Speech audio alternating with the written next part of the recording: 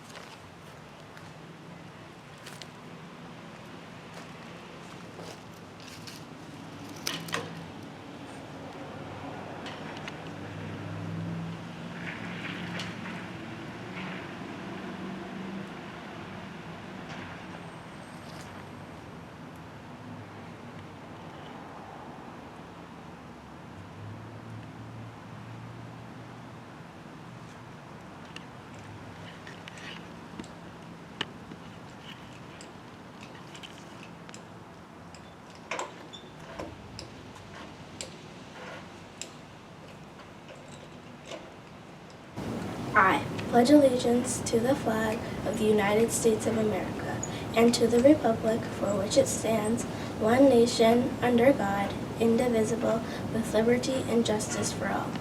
Please remain standing for a moment of silence. Thank you.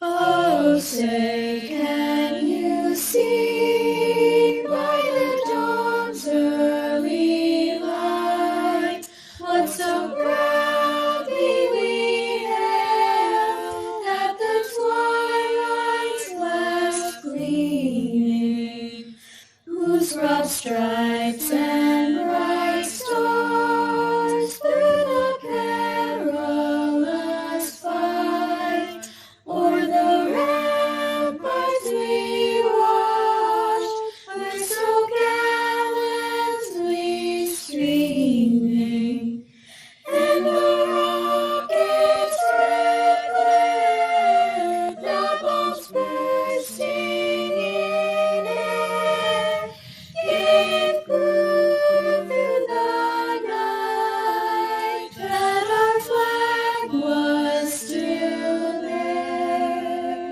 Oh, say does that star-spangled banner yet wave o'er the land of the free and the home of the brave.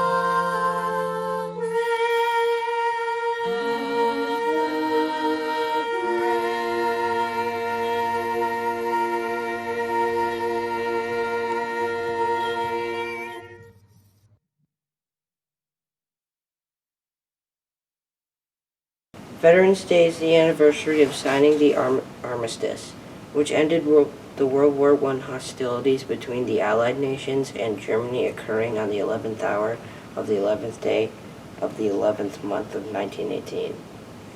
On November 11, 1919, Armistice Day was commemorated for the first time.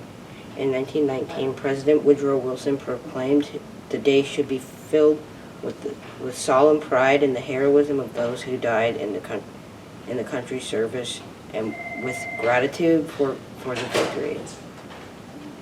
We are grateful for our nation's veterans and the opportunity to honor them for their faithful service in defending the preservation of our freedom during times of peace awaiting the call of duty and those who served during the times of unrest. This program is the opportunity to demonstrate our respect and appreciation for their patriotism and willingness to serve and sacrifice for the common good. Today we are honoring veterans who are family members or who have connections to the King Philip community. Corporal Art Yepes, Army, KP Security Officer. Dennis DeLeo, U.S. Army, KP Custodian. Petty Officer 2nd Class Connor Stevenson, Navy, my stepson.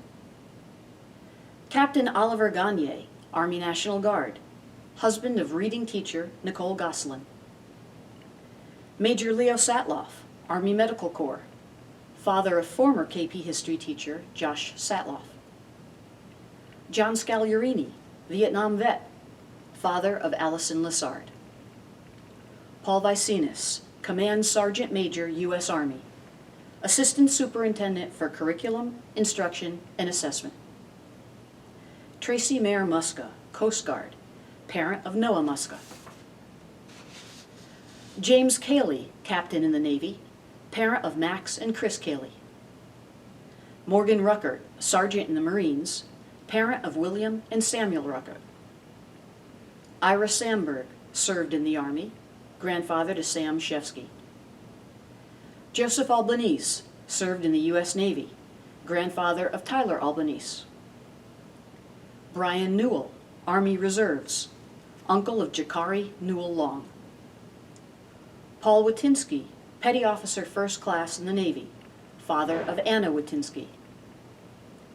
Brian Clifford, Navy, father of Zoe and Maddie Clifford. Alan Sturley, Army, grandfather of Roman Tagliarini.